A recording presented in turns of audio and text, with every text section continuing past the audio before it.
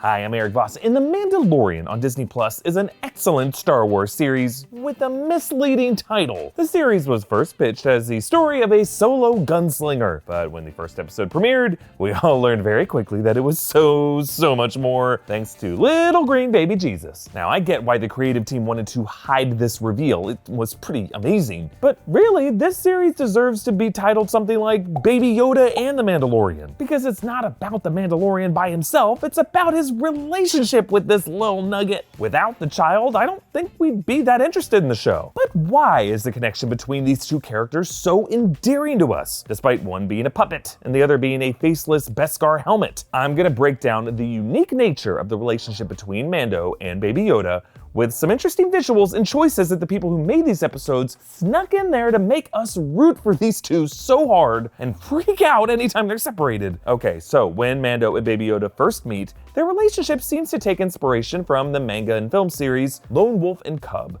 a weary traveling warrior forced to escort an adorable moppet who ends up teaching him a thing or two. We've seen versions of this duo in other media, and yeah, we've seen it a bit in Star Wars stories. But what makes Mando and Baby Yoda different is the kind of accidental way they come together. Like there's no assignment from higher authorities or destiny. Mando is a violent killer who took on a gig to find a bounty and was totally prepared to kill it, but at the last second he softens. And the whole mystery of this series from then on is why? Why does Mando love this kid? And why, again and again, does he sacrifice the little he has? Why does he throw himself in harm's way, all to protect this stranger? A stranger whom he has no idea the significance of, since he doesn't know anything about Yoda or the Jedi Order. Now, we should say this doesn't seem like too huge a mystery to us as we're watching it. Like, as viewers, if we found an adorable kid, we would probably feel some sense of paternal and tribalistic duty to keep it safe. But in the context of the show, it's worth remembering that the universe of Star Wars is horribly cruel to children. Nearly every kid we meet in this universe has a real shitty life. Young Anakin Skywalker and those kids on Canto Bight in The Last Jedi are slaves. Young Jyn Erso, young Rey, young Mando, they're refugees from war. The younglings of the Jedi Temple, I guess, had it okay for a bit, but really only because the Jedi sought out Force-sensitive kids across the galaxy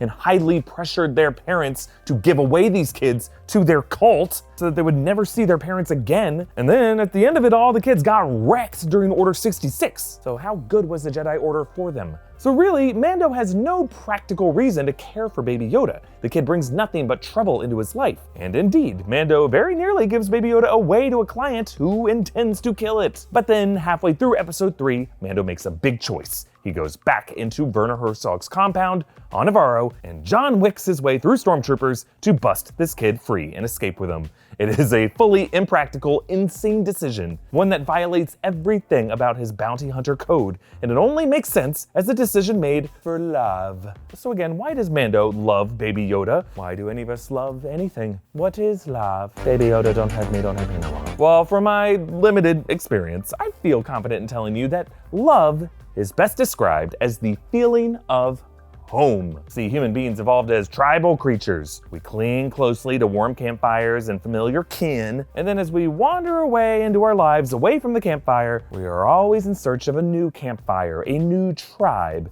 And we only feel love when we feel at home again. And don't get too impressed or sentimental. I'm just romanticizing Rick's depressing take. Listen, Morty, I hate to break it to you, but what people call love is just a chemical reaction that compels animals to breed. It hits hard, Morty, then it slowly fades, leaving you stranded in a failing marriage. I did it. Your parents are gonna do it. Break the cycle, Morty. Rise above. Focus on science. Happy Valentine's! But both Rick Sanchez and Mando are lone wolves who, out of love, cling to their tribes. And this need for tribe is at the core of The Mandalorian. Mando lost his family as a young boy, but he was saved by a group of Mandalorians, and they, in a sense, became his adopted tribe. He offers whatever earnings he makes back to his tribe as a kind of tribute, but he still doesn't quite fit in. He comes into conflicts with other members of the tribe, and his armorer reminds him that he has not yet selected a signet representing the inner clans of the Mandalorian people. Well, that all changes when he meets Baby Yoda. Baby Yoda reminds Mando of his own beginnings. The visuals reinforce reinforce the parallel nature of their origins. Remember, Mando began as a kid hiding behind shuttered doors from a killer droid before getting saved by a stranger in a Mandalorian helmet. Baby Yoda also hides behind shuttered doors and is saved at the last minute when Mando shoots IG-11. Mando, as a boy, got flown away from conflict,